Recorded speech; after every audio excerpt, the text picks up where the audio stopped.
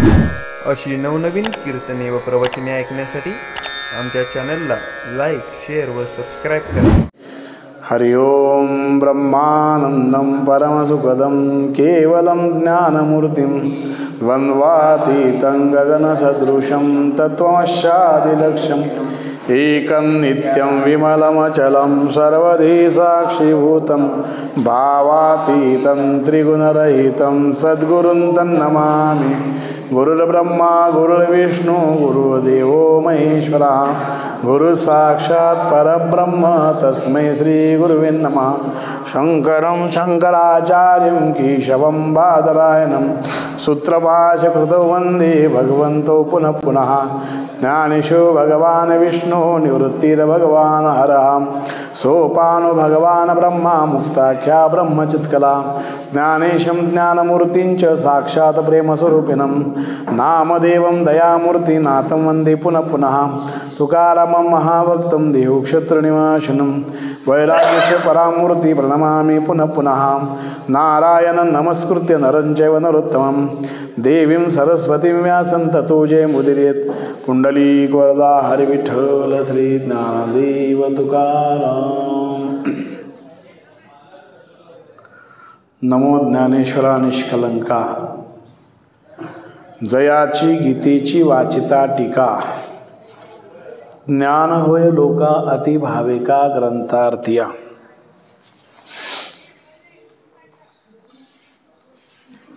भगवंताच्या व संतांच्या अवतार कार्याच्या निमित्ताने कोगनोळीमध्ये आपल्या मुरलीधर मंडपामध्ये चालू असलेला हा नामसप्ताह, या नामसप्ताहाचा आजचा 5वा दिवस आहे आणि आजची 5व्या दिवसाची माझ्या वाट्याला आलेली सेवा, या सेवेसाठी आपण यावर्षी विषय निवडलेला आहे संत सम्राट ज्ञानेश्वर माऊलींचं चरित्र. याच्यावरती चिंतन करायचं आहे.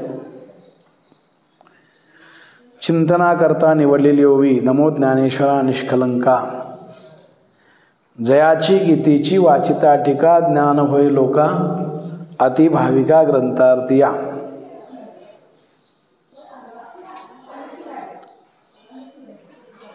चार दिवस पार पडलेले आहेत.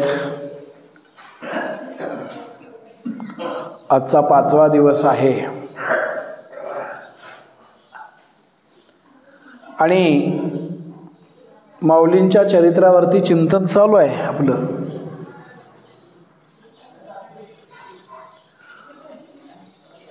माऊलींची कर्तुम अकर्तुम अन्यथा कर्तुम अशा शक्तीचं वर्णन पाहिलं, चिंतन पाहिलं. त्याच्यानंतर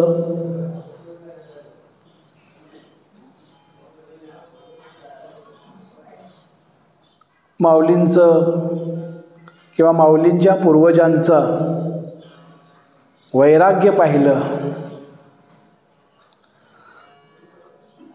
माऊलींचं अवतार प्रयोजन पाहिलेलं आहे आणि त्यातूनच पुढचा भाग आपण आज त्याचं चिंतन करायचं आहे. आपण चिंतन केलं होतं की माऊलींच्या पूर्वजांचं चिंतन आपण केलेलं आहे.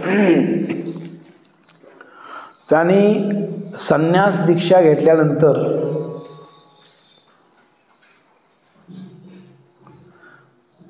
संन्यास आश्रमातून त्यांच्या गुरूंनी त्यांना घरी पाठवलं. पाठवत असताना विठ्ठलपंत म्हणतात, गुरुदेव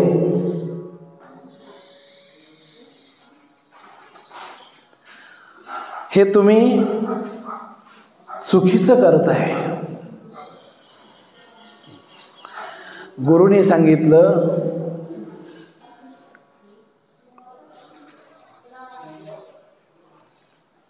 ही तुला चूक जरी वाटत असेल तरी माझी आज्ञा आहे. कारण लग्न होण्यापूर्वी जर संन्यास घेतला असता तर ते योग्य होतं. तू लग्नानंतर तुला क्रमना म्हणून तू संन्यास घेतलास आणि हे योग्य नाही झालं. कारण मातृपितृ ऋणातून मुक्त झाल्याशिवाय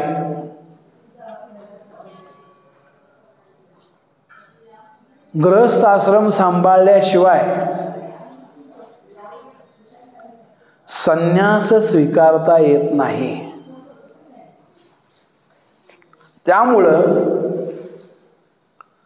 तू जा आणि गृहस्थ आश्रम सांभाळ अशी माझी आज्ञा आहे तुला. काय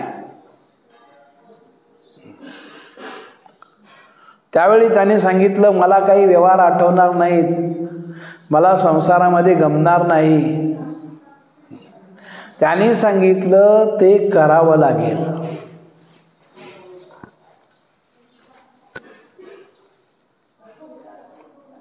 कारण तुमच्या घराण्यामध्ये 4 महापुरुष जन्माला येणार आहेत. म्हणून तुम्हाला ते करावं लागेल.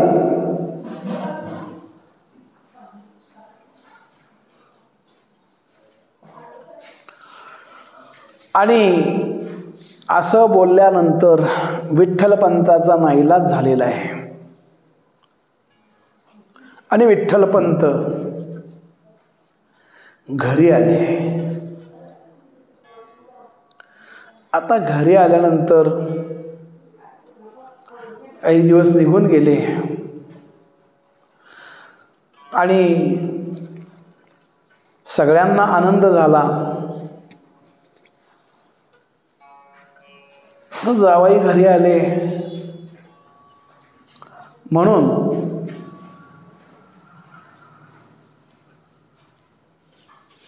सर्व ब्राह्मणांना भोजनाचा बेत केलेला आहे. ब्राह्मण जेवले, पण चर्चेचा विषय सुरू झाला महाराज. तर काय चर्चा होते तुम्हाला माहिती आहे काय?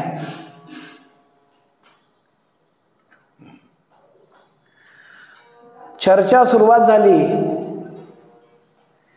की झालं हे बरोबर झालं नाही काय. आणि ती सगळी चर्चा रुक्मिणी ऐसाबाच्या कानावर आली, विठ्ठलपंतांच्या कानावर आली. पण विठ्ठलपंतांनी तिकडं लक्ष दिलं नाही काय. पण गावात चर्चा जास्तच सुरू व्हायला लागली. काय चर्चा व्हायला लागली? संन्यासाचा संसार, भ्रष्ट संसार, अशी ब्राह्मणामध्ये चर्चा व्हायला लागली महाराज.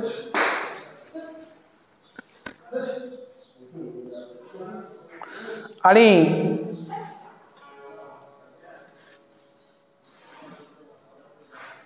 ही चर्चा इतकी शिगेला चर्चा पोचली महाराज. त्यांनी विठ्ठलपंतांचे सासरे सिद्धोपंत यांचा भर रस्त्यामध्ये अपमान केला महाराज. आणि भर रस्त्यामध्ये विचारतात, ब्राह्मण आहात की चांडाळ?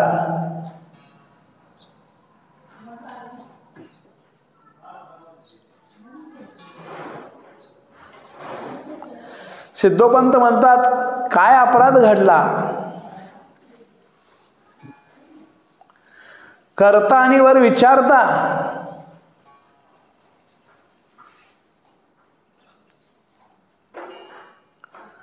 तुमच्या जावयाला तुम्ही घरात कुणाच्या परवानगीनं घेतलं?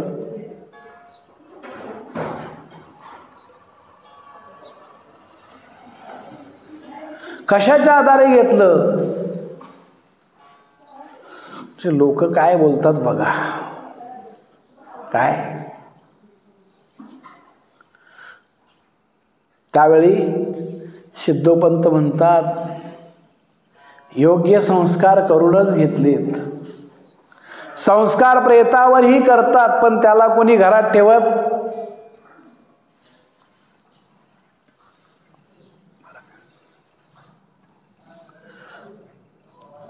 बरं का.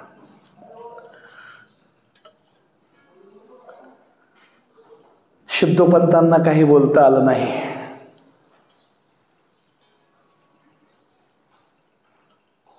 सिद्धोपंत निघाले. मागून ते वरडतात, एवढी तुम्हाला मुलीची कळकळ होती तर दुसरा पाहायचा होता. इथपर्यंत ब्राह्मण बोलले महाराज. सिद्धोपंतांनी खालमान घातली आणि घर गाठलं महाराज. बरं का.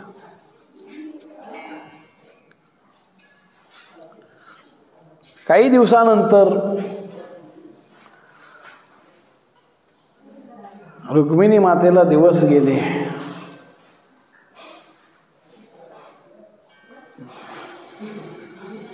पुन्हा चर्चा सुरू झाली महाराज. काय आता लोक काय म्हणत होते ते सांगायला नको महाराज. आणि असं होता होता महाराज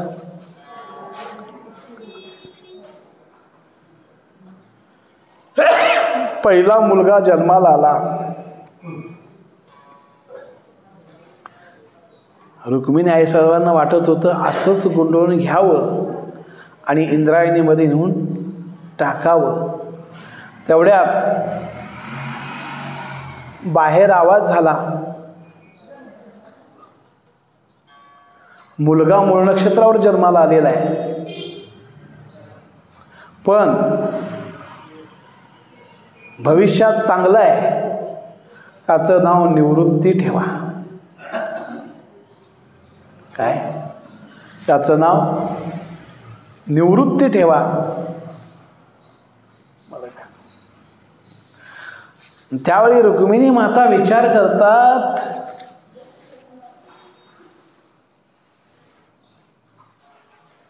संसारातून विरक्त झालेल्या बापाच्या मुलाचं नाव काय? निवृत्ती.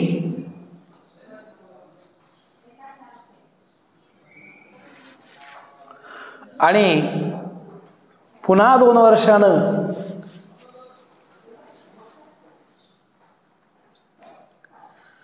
श्रावण मासामध्ये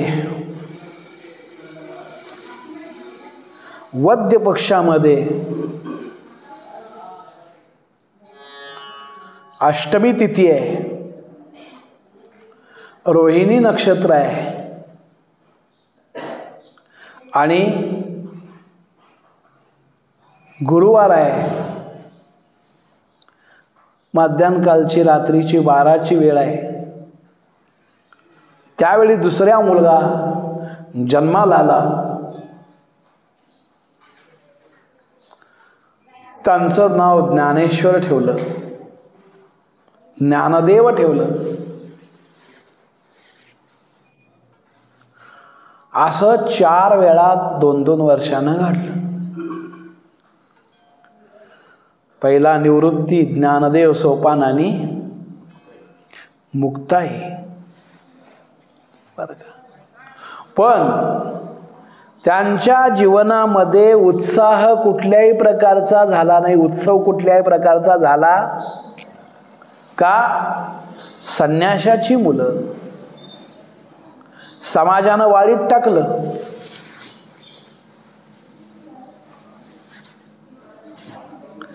घर गोकुळानं भरलं, पण ते गोकुळ पाहण्याकरता आजी आजा जिवंत नाही राहिले.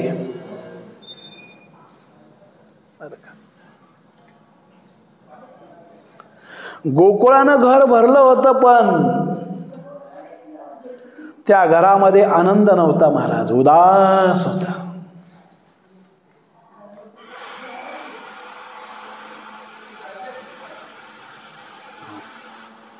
आणि एक दिवशी ब्राह्मणांनी काय केलं महाराज,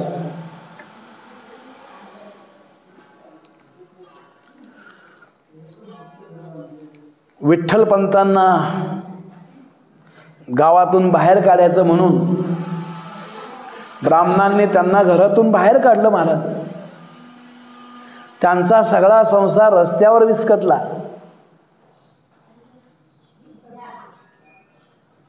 मग विठ्ठलपंतांनी काय केलं महाराज, तिथून निघाले आणि शुद्ध बेटामध्ये येऊन झोपडी बांधली आणि तिथं ते राहिले महाराज.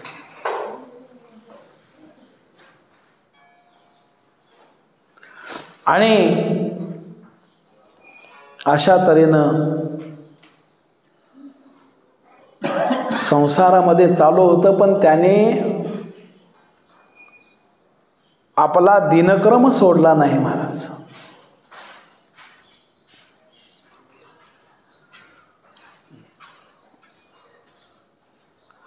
पण नंतर मुलांना त्रास व्हायला लागला.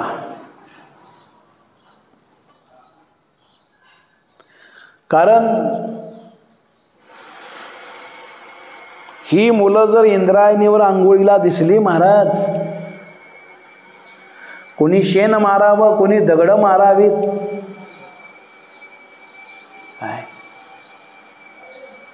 नाना प्रकारे त्या मुलांचा छळ करावा महाराज.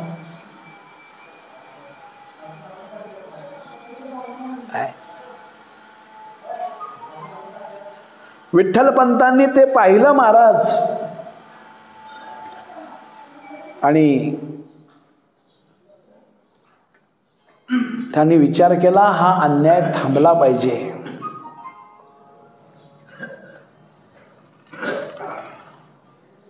म्हणून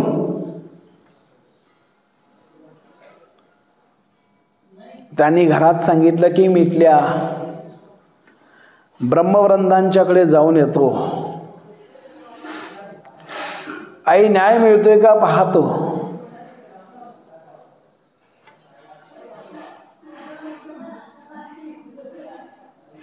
आणि ब्रह्मवृंदांच्याकडे विठ्ठलपंत गेलेले आहेत.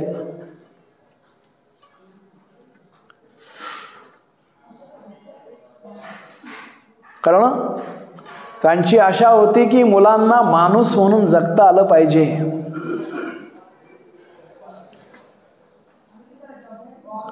आपली सगळी परिस्थिती ब्रह्मवृंदांना सांगितली.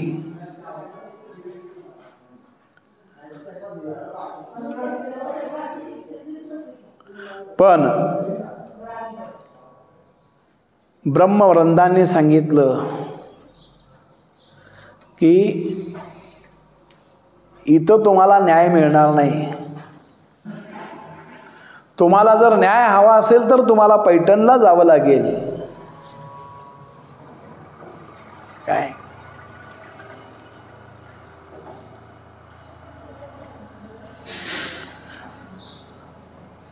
आणि मग विठ्ठलपंत घरी परतले.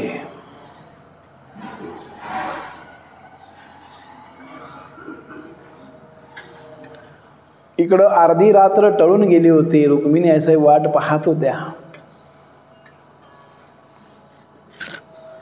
आणि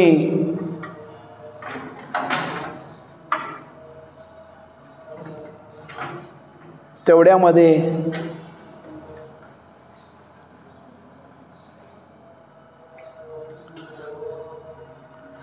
निवृत्तीनाथ जागे झाले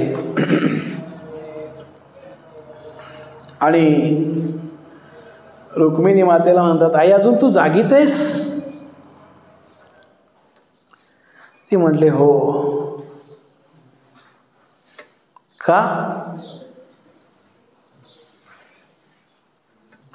अर्धी रात्र टळून गेली, हे कुठं अजून आले नाहीत.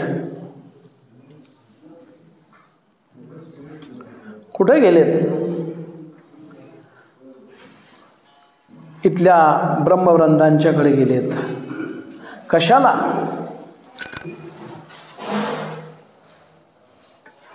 त्यांनी आम्हा पतितांना पावन करून घ्यावं म्हणून. निवृत्तीनाथ म्हणतात, आम्हाला पतित कोण म्हणतं? काय? आम्हाला पतित कोण म्हणतं?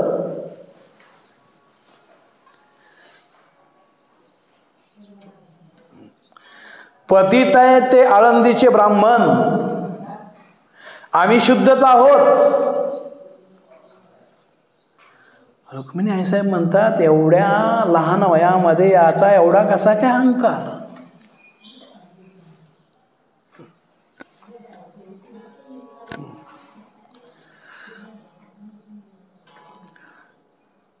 आणि त्यावेळी रुक्मिणी आईसाहेब म्हणतात, बाबा तू एवढा शुद्ध आहेस, आमच्या पोटी कशाला जन्माला आलास?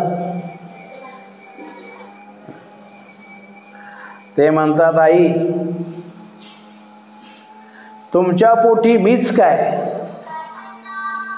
रामकृष्णांना देखील जन्म घेणं आवडेल एवढं तुमचं दोघांचं आचरण शुद्ध आहे. काय?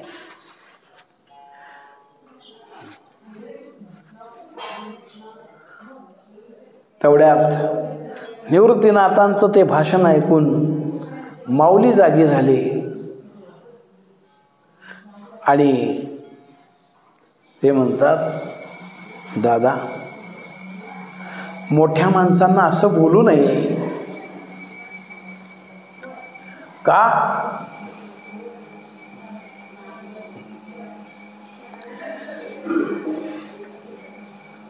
शेवटी धर्म आहे, न्याय आहे, माणुसकी आहे, थोटांड आहे सगळं ज्ञाना. धर्माच्या नावाखाली या ब्राह्मणांनी सगळं थोतांड माजवलंय.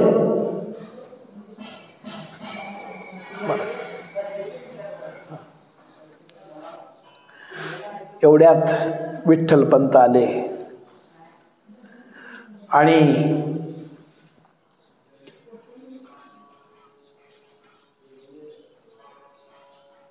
उदास चेहरा पडलेला आहे.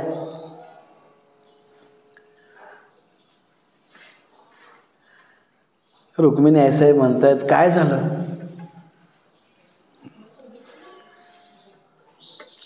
ते म्हणतात, आपल्याला धर्मामध्ये जागा नाही.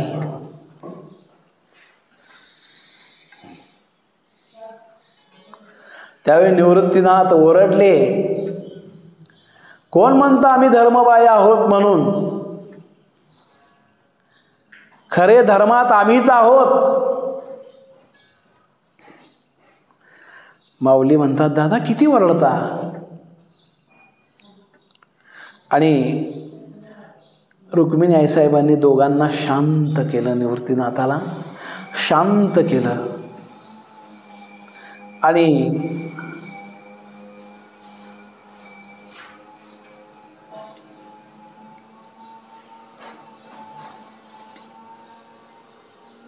रुक्मिणी आईसाहेब म्हणतात, निरुपाय ठरलं तर. त्यावेळी माऊली म्हणतात, बाबा आम्हाला पुण्याचा मार्ग मोकळा आहे ना.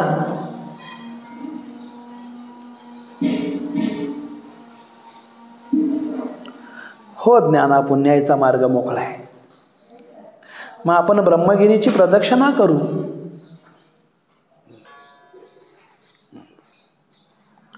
सगळ्यांनी मान्य केलं महाराज. आणि ब्रह्मगिरीची प्रदक्षिणा करण्याकरता जायचं ठरवलं.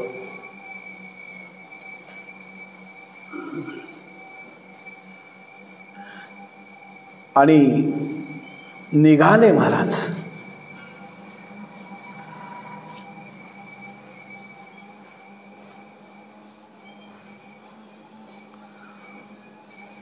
आणि ब्रह्मगिरीची प्रदक्षिणा चालू होती.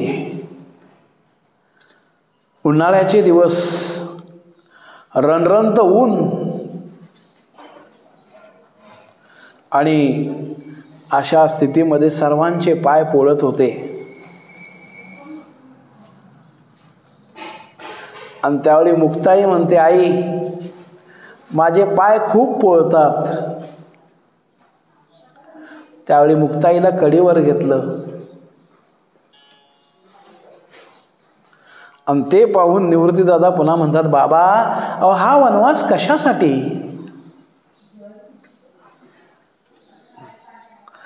तेवढात सोपानाही आला. माझेही पाय पोळतात. त्यावेळी निवृत्तीदादा म्हणतात, सोपाना अरे असं काय वेड्यासारखं करतो. काय करा, सर्वांनी पायाला पानं बांधा. सर्वांनी पानं बांधली, पण निवृत्तीदादांनी पानं बांधली नाही. चालू लागले. चालता चालता सोपानाचं लक्ष गेलं. सोपाना म्हणतो, दादा तुम्ही नाही पानं बांधली. निवृत्तीनाथ म्हणतात, नाही. निवृत्तीनाथ विचार करतात की ही वाट सहजासहजी मिळणारी नाहीये.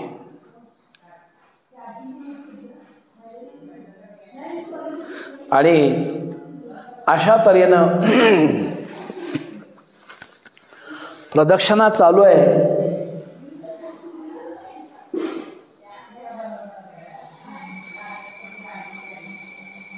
दिवस संपला, रात्र सुरू झाली.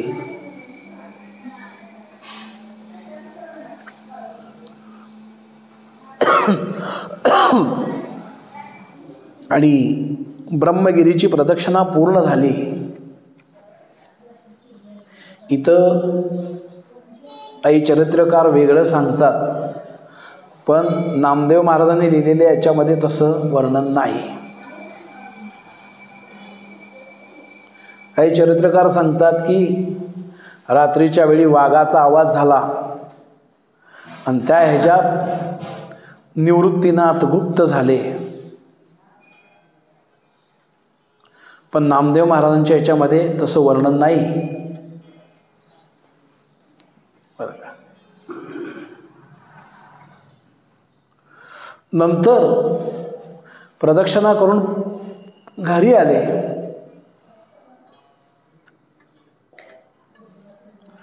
आणि घरी आल्यानंतर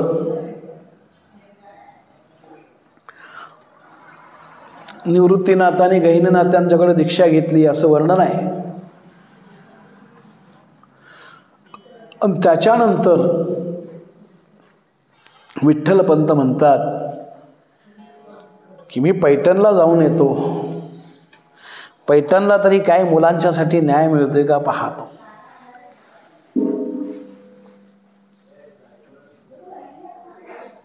आणि विठ्ठलपंत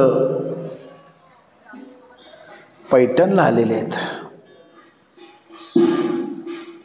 आणि पैठणला आल्यानंतर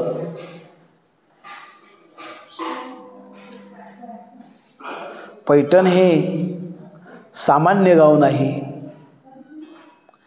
अर्ध्या आभाळाच्या खाली वसलेलं गाव, विद्वत्तेच्या आभाळाखाली वसलेलं गाव,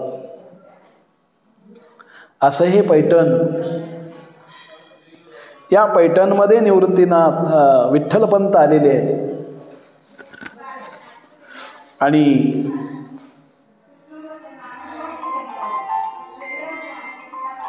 विठ्ठलपंतांना आठवण झाली आता जायचं कुठं. त्यावेळी पैठणमध्ये राहणारे त्यांचे गुरुबंधू मित्र बळवंत शास्त्री, त्यांची आठवण झाली आणि बळवंत शास्त्रीच्या घरी ते आले. बळवंत शास्त्रींचं चिंतन चालू होतं आणि त्या चिंतनाच्या याच्यामध्ये ते फिरत होते. तेवढ्यात त्यांनी विठ्ठलपंतांना पाहिलं दरवाजाशी. बळवंत शास्त्र्यांना आनंद झाला. घाईघाईनं पुढं आले, विठ्ठलपंतांच्या हाताला धरलं. हो हो हो, या या या, विठ्ठलपंत आपेगावकर, अलभ्य लाभ. आणि विठ्ठलपंतांना आणून त्यांनी आसनावरती बसवलं. यथोचित स्वागत झालं, पाहुणचार झाला आणि मग विठ्ठलपंतांनी बळवंत शास्त्रींना आपलं जे जे काही चरित्र घडलं होतं ते संपूर्ण चरित्र सांगितलं. तीर्थयात्रा केल्या,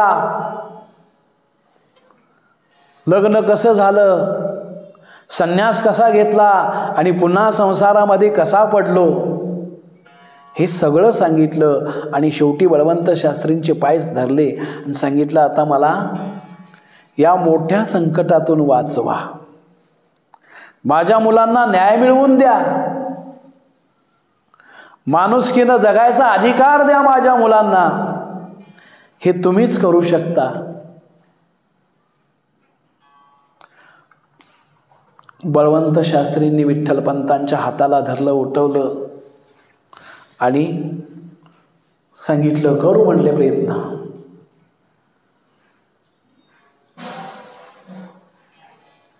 आणि दुसऱ्या दिवशी ब्रह्मसभेमध्ये विठ्ठलपंतांना घेऊन गेलेले आहेत.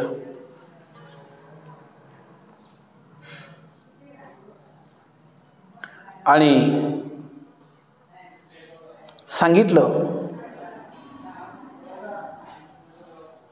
सगळी परिस्थिती सांगितली.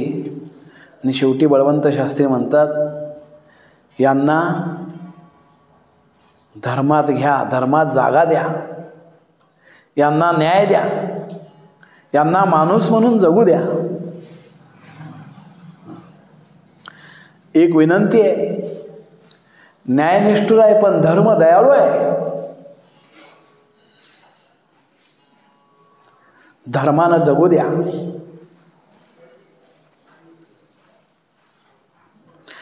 विठ्ठलपंतांना त्या लोकांनी सांगितलं की याच्यासाठी 2 दिवस आम्हाला वेळ द्या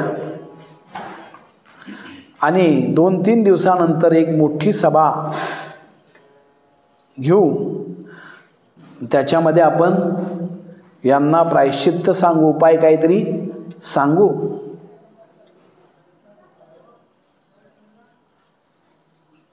दोन 3 दिवस गेले, पुन्हा ब्रह्मसभेमध्ये आणलं आणि सांगितलं, त्या पंडितांनी सांगितलं, विठ्ठलपंत आम्ही संपूर्ण शास्त्र शोधली, पण तुमच्या अपराधाला कुठेही न्याय सापडला नाही. त्यामुळं तुम्हाला धर्मात जागा नाही. त्यावेळी बळवंत शास्त्री म्हणतात,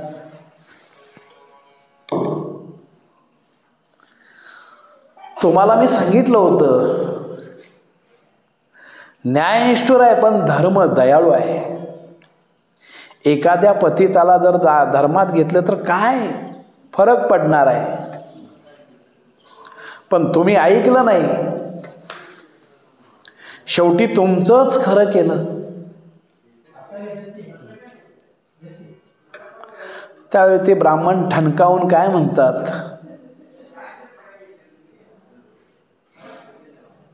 अहो त्यांचं करणंच तसं आहे.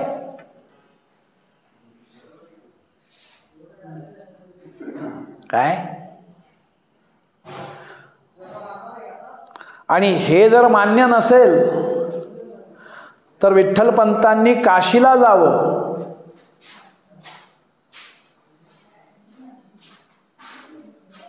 त्यावेळी बळवंत शास्त्री म्हणतात, एक विनंती आहे. कसली? यांना तुम्ही काहीतरी प्रायश्चित्त सांगा. प्रायश्चित्त? त्यांना जर मान्य असेल तर सांगू आम्ही प्रायश्चित्त आहे. त्यांनी मान्य केलं महाराज. आणि त्यावेळी त्यांना देहांत प्रायश्चित्त सांगितलं. काय सांगितलं? आमच्या सभेला एकच असं वाटतं की या अपराधाला जर प्रायश्चित्त कोणचं असेल तर देहांत प्रायश्चित्त म्हणजे प्राणत्याग. विठ्ठलपंतांनी मान्य केलं आणि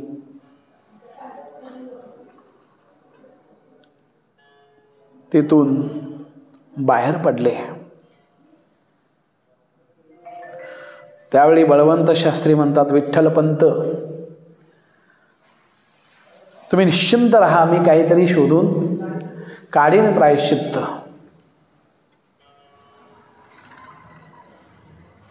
आणि विठ्ठलपंत तिथून सरळ आळंदीला आले महाराज.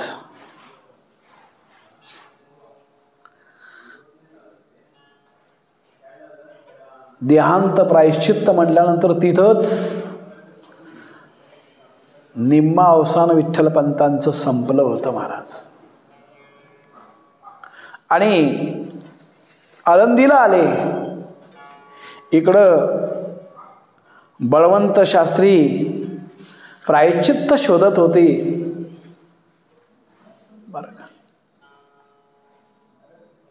दिवस रात्र ग्रंथ चालावेत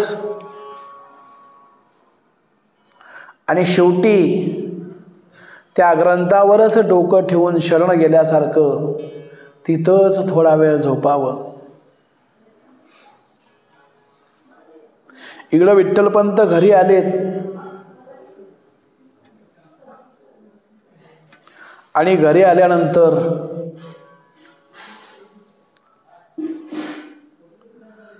रुक्मिणी आईसाहेबांनी विचारलं, काय झालं?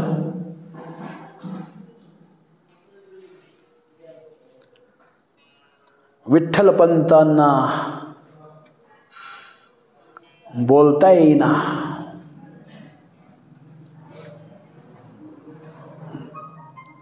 आणि त्यावेळी विठ्ठलपंत म्हणतात, रुक्मिणी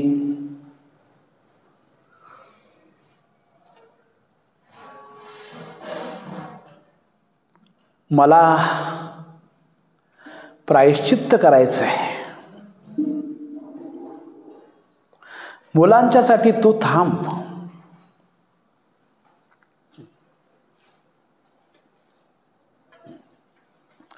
रुक्मिणी माता म्हणतात, प्रायश्चित्त करायचं तर ते दोघांनीही करायचं, एकट्यानं करायचं नाही.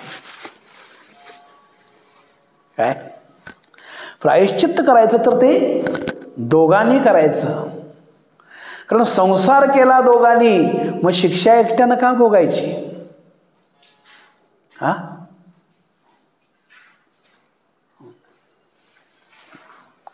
त्यावेळी विठ्ठलपंत म्हणतात, रुक्मिणी मला जे जमल ते तुला जमणार नाही, म्हणून मी सांगतोय मुलांच्या जवळ तू थांब. रुक्मिणीने सांगितलं, नाही, जे तुम्ही कराल ते करण्याकरता माझी पण तयारी आहे.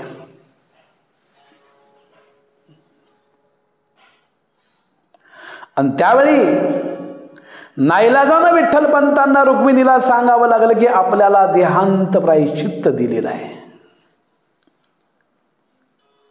काय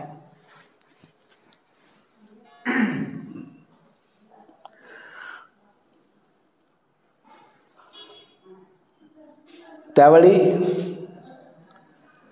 रुक्मिणी माता विचार करतात, उद्या आपण मुलांना गोडधोड घालू आणि मग आपण देहांत प्रायश्चित्ता करता निघू.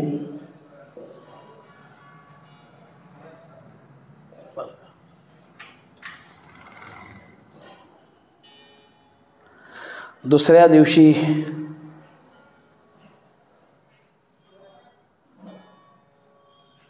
सर्वांना गोडधोड जेवणाचा बेत केलेला आहे.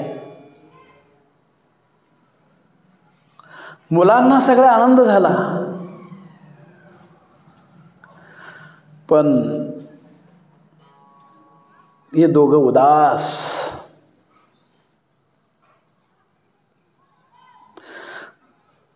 निवृत्तीनाथांनाही वाटलं काहीतरी गडबड आहे. निवृत्ती ही उदास होते. टाइम किती झालाय बघा. आणि उदास होते. पुरणपोळीचा बेत मुलांना करून घातलेला आहे. मुलं आनंदानं खातायत.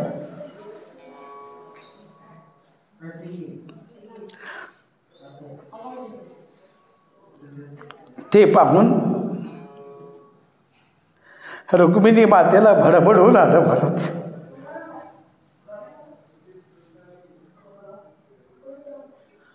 कारण यापुढं मुलांना सांभाळायला मिळणार नाही.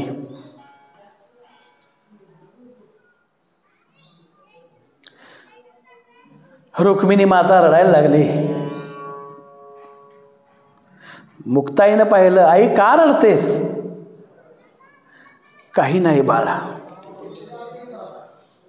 तुझ्या आजा आजींची मला आठवण झाली म्हणून मी रडते.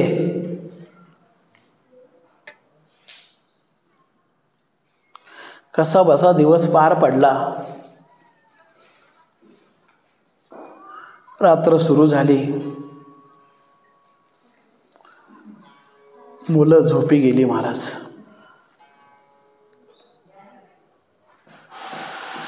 आणि मुलं झोपी गेल्यानंतर मध्यरात्री हळूच दोघंही उठले.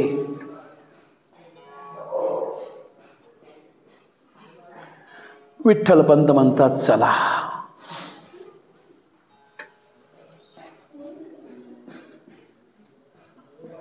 आणि त्यावेळी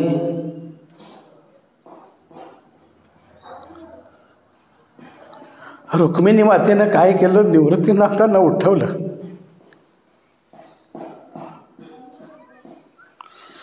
बाहेर आणलं.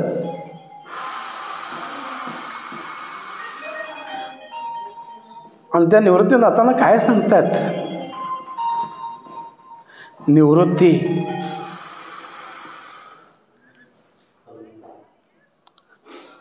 सभेनं सांगितल्याप्रमाणे आम्ही अनंताच्या प्रवासाला निघालो. आम्ही देहांत प्रायश्चित्त घेण्याकरता निघालो. इथून पुढं या तिघांना सांभाळायची जबाबदारी तुझी.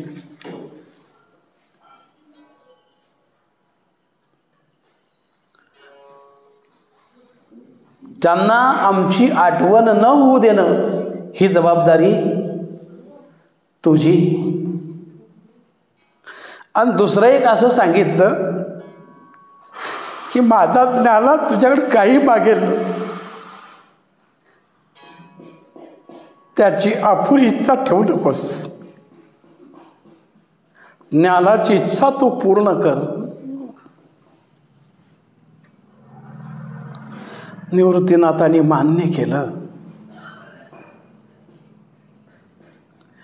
निवृत्तीनाथांना सांगितलं आणि निघाले. बाहेर आल्यानंतर रुक्मिणी मातेला वाटलं परत एकदा मुलांना डोळे भरून पाहावं. मागे वळून पाहिलं. विठ्ठलपंत म्हणतात, एवढ्यासाठी मी तुला सांगत होतो रुक्मिणी, मी करतोय ते तुला जमणार, तू थांब. नाही म्हणले. याच्या पुढं यांचं रक्षण पतित पावन परमात्मा करील. चला निघाले. निवृत्ती दादा विचार करतात, आता आपण ज्ञानाची सोपानाची कशी तरी समजूत घालू, पण मुक्तीची समजूत कशी घालायची.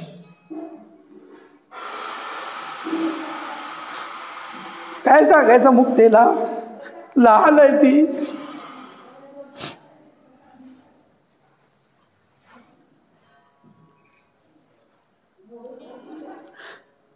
या चिंतेमध्ये निवृत्तीनाथ अक्षाभोक्षी रडत होते. महाराज,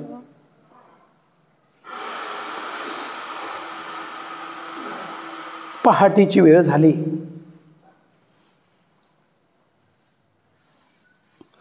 आणि निवृत्तीनाथांचं रडणं ऐकून ज्ञानदादा जागा झाला. त्यावेळी माऊली म्हणतात, दादा काय झालं? ते ब्रह्मवंदाने दिलेलं पत्र माऊलींना दाखवलं. ते पत्र वाचत वाचत माऊली सुद्धा सद्गदित झाले. त्या दोघांचं रडणं ऐकून सोपानाही जागा झाला. सोपानाही त्यानंही ते पत्र वाचलं. महाराज,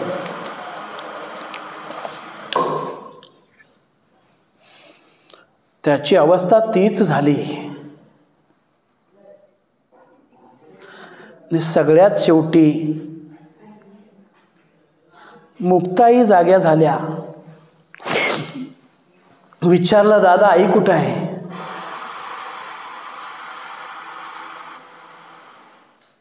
बाबा कुठं आहेत?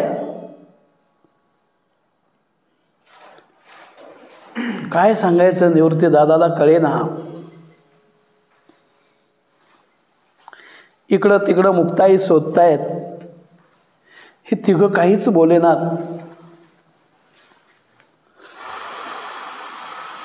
म्हणून मुक्ताई रस्त्यावरती आल्या. निवृत्तीनाथ विचार करतात, आपण गेलं पाहिजे, नाहीतर कुठंतरी भरकटत जाईल. म्हणून निवृत्ती दादा म्हणतात, मुक्ते थांब,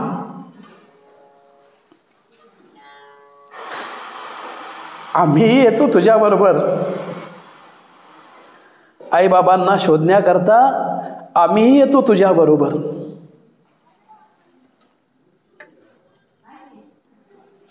आणि मुक्ताई पुढं तिच्या मागं मागं फिरतायत. तेवढ्यात विसोबा सात्याने पाहिलं आणि पोरांना सांगून चिखल मारायला लावला. निवृत्ती दादा म्हणतात, काका हा आमचा छळ थांबावा म्हणून पैठणकरांनी सांगितल्याप्रमाणे आमच्या आईबाबांनी देहांत प्रायश्चित्त स्वीकारलं. आणि एवढं होऊन सुद्धा तुम्ही सकाळ सुद्धा होऊ दिलं नाही. आमचा छळ आरंभलाय, काय अपराध आहे आमचा? आणि त्यावेळी मुक्ताई म्हणते, दादा आई बाबा निघून गेले, मला का नाही सांगितलं? मी तुमची कोणीच नाही का?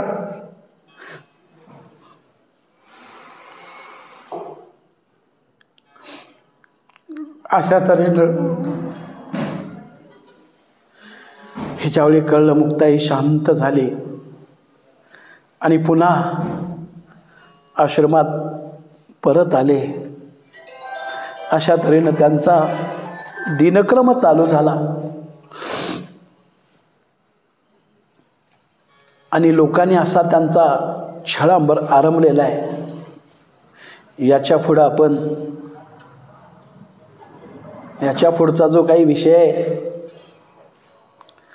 तो आपण उद्याच्या भागामध्ये श्रवण करायचं आहे.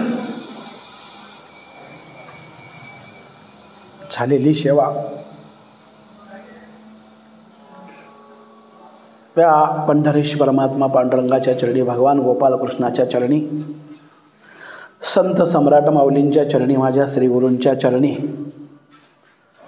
तुम्हा सर्वांच्या चरणी अर्पण करून माझ्या वाणीला मी पूर्णविराम देतो. नमो ज्ञानेश्वरा निष्कलंका, जयाची गीतीची वाचिता टीका, ज्ञान होय लोका अतिभाविका ग्रंथार्थीया. पुंडलिक वरदा हरी विठ्ठल श्री ज्ञानदेव तुकाराम.